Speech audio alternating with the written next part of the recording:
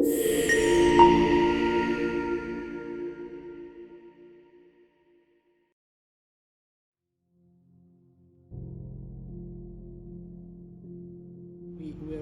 in a crisis of systems rather than in a crisis of refugee or whatever we call these displaced people. It's a crisis of border that I am talking about. It's a crisis of the nation state that is not inclusive enough to accommodate these people. It's the crisis of our institutions of law, institutions of protection, institutions of judicial system. My name is Hyab Yohannes. I am originally from Érythrée.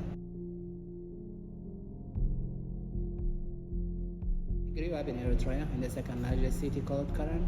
I studied my primary education, secondary education, and also undergraduate education in Érythrée.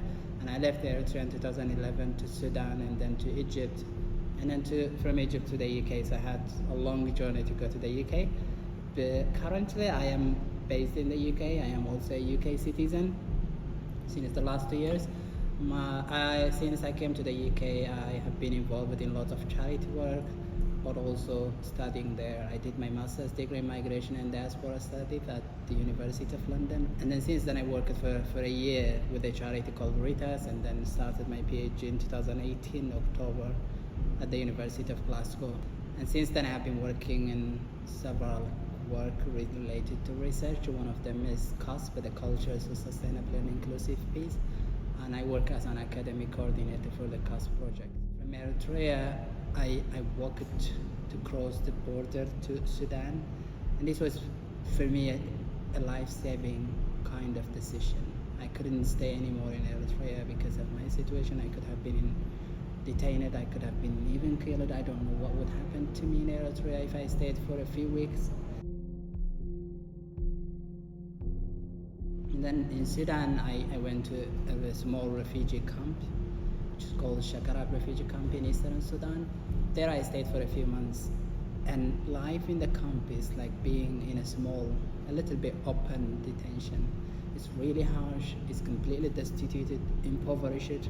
I saw women, children going hungry throughout the day. I myself was subjected to lots of starvation. There is no any pure water.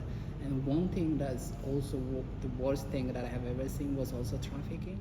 Myself, I was kidnapped from the camp, from the refugee camp.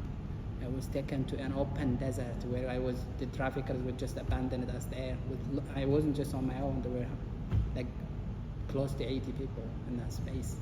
And it's completely open desert. They left us in an open desert between Egypt and Sudan. And they would just find higher bidder to buy us and take us from that space. Until they find a higher bidder, you would just stuck in that desert.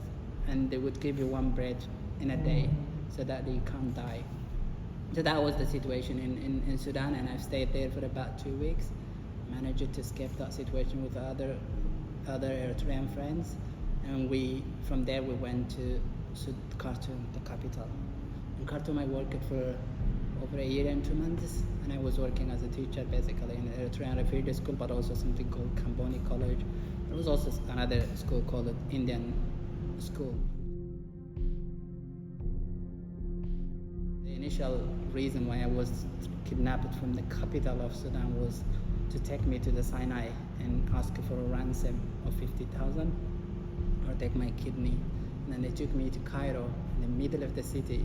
They put me in one of the biggest hotels and they locked us. It's not just myself, but they divide you and lock us in small rooms so that we can't escape.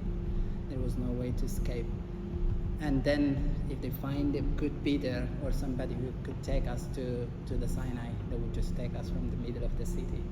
And I stayed there for I think 4 days, and the fourth day the traffickers came to us at midnight, after midnight, 2 a.m. in the morning, to take us to the Sinai.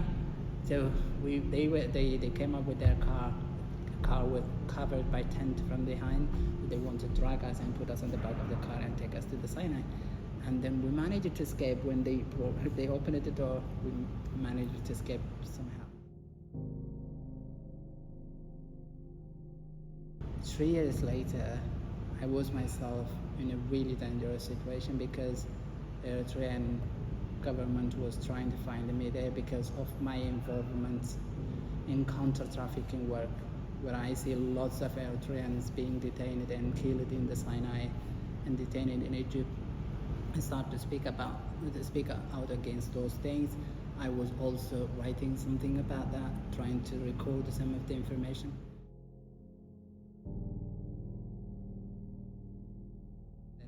The UNHCR moved me from seeking asylum in American embassy to seeking asylum in the UK. Even as a British citizen, I cannot go back to Eritrea. I've seen my mom dying. I heard my mom saying to me, begging me to come back to Eritrea in 2021 November, because she was dying basically, and I couldn't even go there, and she died. And the only thing that I did was I managed to see my father. I managed to ask him to come to Sudan and organize all the trips, which was really hectic. And I also sneaked to enter Sudan using the British passport and met him in Khartoum, and I stayed there for about 8 days. And it was difficult for me to leave the Khartoum airport as well, still, because of the fingerprintings and all of that stuff. They suspect me. Borders are really violent for people like myself. Initially, I never had a passport or anything. That's how I managed it. That's why I managed to cross the border walking. Some citizens may have the resources to travel away, to move away from the place where the war is happening, but refugees do not have. They do not have even papers to pass through a checkpoint. They just die. That's why for a refugee person with no papers, with no rights, they completely live outside of any scope of protection. And that to me is worrying. When a growing portion of humanity, more than 100 million people are displaced outside of any scope of the nation state. The nation state itself, for me, is not inclusive enough to accommodate these people. Those states are exceptionalizing, marginalizing refugees, people with protection concerns, the most vulnerable category of humanity. And that to me says so much about the limits of the concept of nation state itself, the concept of the law itself, the concept of these ideas like human rights. Who is the human in the human rights? Who is the human that we always say, like human rights is human rights? Who is the human in that concept? Is a refugee human? Why do you even have refugee rights and refugee convention if the refugee is a fully human being that deserves a certain inalienable, something that is non-derogable rights? We're all becoming refugee, particularly with the increasing global warming and so many other factors that can force us to be displaced. Whether we call it internal displacement within the countries, within the borders of the country, or an international displacement crossing international borders.